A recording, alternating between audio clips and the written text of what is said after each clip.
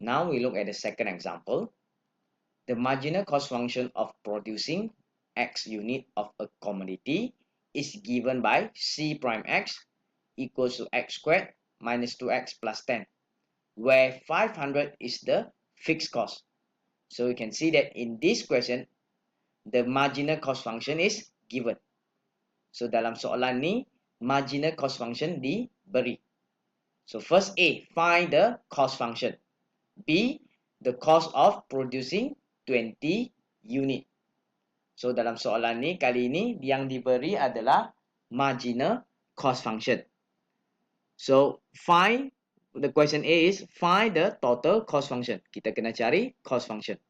Seperti saya terang sebelum ni, let's say, before this, if the CX is given, the cost function. Jika CX ni diberi, cost function diberi, apabila kita nak cari marginal cost function, macam example 1. Like example 1, if you want to find the marginal cost function, from here, we differentiate. This is in example 1. Ini dalam example 1 tadi. Bila kita ada diberi CX, nak cari marginal cost function, C prime X, kita kena differentiate. So in this question, kali ini dalam soalan ni, C prime X is given. Means that marginal cost function is given.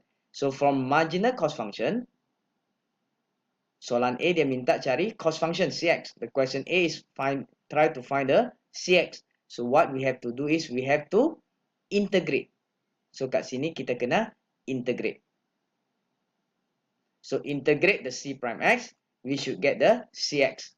Kita integrate C prime X, sepatutnya kita akan dapat CX. So in order to answer the question A, untuk nak jawab question A ni, let's say A. Now find the cost function. Total cost function is CX. So what we have to do is we need to integrate C prime X. So nak dapatkan CX daripada C prime X, kita kena integrate. Example 1 tadi, daripada CX, nak dapat C prime X, kita differentiate. Kali ini dia bagi C prime X, terbalik pula. So we need to integrate. So now I try to integrate. Saya put here. Integrate, where my C prime X yang given is X squared minus 2X plus 10. So next, I will try to integrate. So integrate X squared. So here will become X cubed over 3 minus integrate 2X. Here will be 2X squared over 2 plus integrate 10. I should get 10X. And then don't forget plus C. So I try to simplify. Saya cuba ringkaskan. X cubed over 3 minus, this one I can cancel out, X squared plus 10X plus C. So how we going to find the C? Macam mana kita nak cari nilai C ni? So based on this 500. 500 is the fixed cost. Fixed cost means that X is equals to 0. So macam mana kita nak cari nilai C kat sini? So kita perhatikan, here we have the fixed cost 500. So fixed cost adalah tadi kita dah sebut dah, apabila X sama dengan kosong. So what I have to do is, let's say I continue here.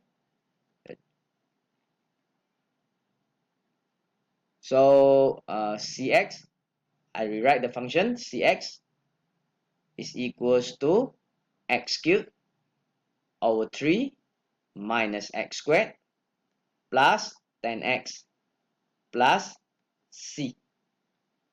So when X is equals to 0, our CX means that our fixed cost is 500. You may ask why 500? So because it's given by the question. Mungkin tanya kenapa sama dengan 500 bukan sama dengan kosong. So when X is equals to 0, dia dah bagi tahu dah. Bila X is 0, the fixed cost is 500. So it's equals to 500. So when I substitute, CX is equals to 0 power of 3 over 3 minus 0 squared plus 10 times 0 plus C is equals to 500. Sama dengan 500. So this one, any value multiply with 0 will become 0. So means that C is equals to 500. Our value of C is 500. Therefore, oleh itu, our function Cx now will be equals to x cubed over 3 minus x squared plus 10x plus 500. So ingat kat sini, we have to find the C. Kita kena cari nilai C. This is the total cost function. Finally, find the cost of producing 20 unit. So jika for producing 20 unit, let's say, so here is question B. When X is equals to 20. So my Cx will be equals to 20 power of 3 over 3 minus 20 squared plus 10 times 20 plus 500. So this one will be equals to, by using your calculator, so 20 power of 3 divided by 3, here is 8,000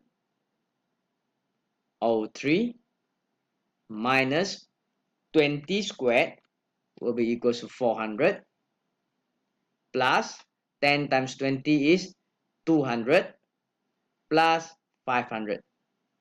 So the answer will be in terms of RM. So let's say I put RM in front. So 8,000 over 3 minus 400 plus 200 plus 500. So here will be around 2,966 ringgit point 67 cents. So let's say I round up to 2 decimal places because this one is involving money. So disebabkan dia dalam bentuk duit, so saya hampir kepada 2 tempat perpuluhan. So 0.67. So this is the answer for question B.